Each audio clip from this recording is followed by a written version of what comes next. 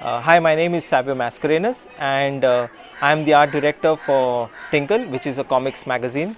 This is the 600th issue of Tinkle, and Tinkle has been around for almost 32 years now.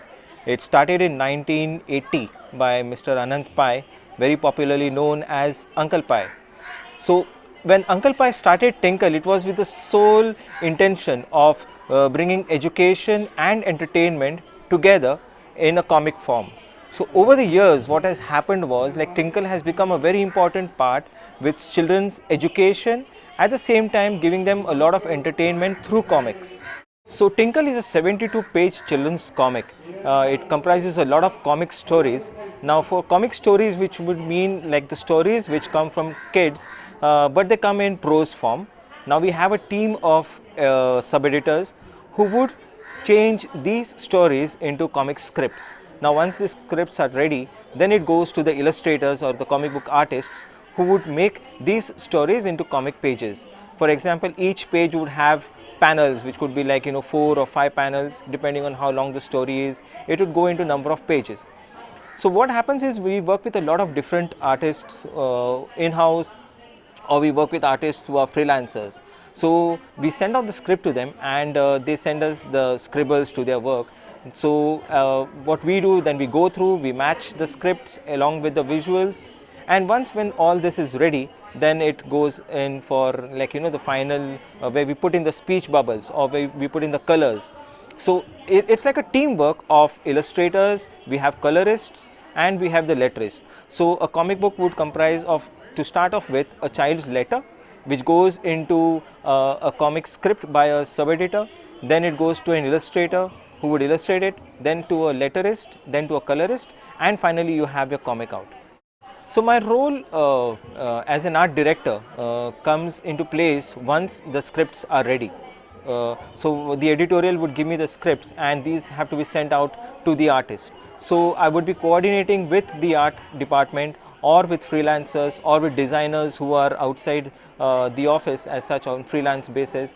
So I would be coordinating with them to come up with artworks. So they would be sending their artworks to me. I would be having a look at the art, and in terms of characters, in terms of how the scenes have been depicted, because it has to be like as per what the script is. So that perfect understanding has to be there, like whatever the script is, and the art has to follow.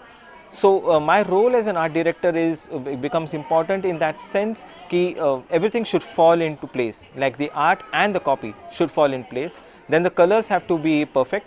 So there's a lot of color harmony that we have to follow through the pages, and then the text, of course. So we have the speech bubbles. So speech bubbles are the bubbles which indicate which character is saying what are they saying in the story.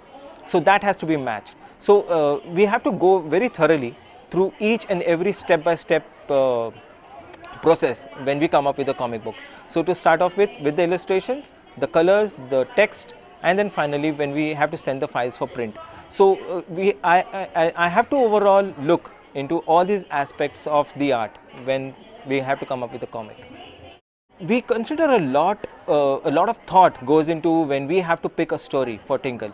We avoid violence, we avoid myths, or we avoid any sort of superstition in our magazine. So we are very particular about what type of stories we select for the magazine. So when we have to, the editorial makes it a very important note to contributors that there should be no violence in the stories that they send us. And even in the art, like for example, we have Shikari Shambhu, who is one of the characters in Tinkle, but we have never propagated him as a shikari who hunts animals. He is a guy who saves animals. So that's exactly reverse of what popularly a shikari is known for. So we wouldn't want to show issues like even about hunting animals. So Tinkle basically aims on these issues where about nature, about conservation, about we don't want to be very moralistic. We would tell a nice story in a humorous way, and something that the child would enjoy, something that a school, like for example, the reach that Tinkle has it goes out to a lot of schools in India.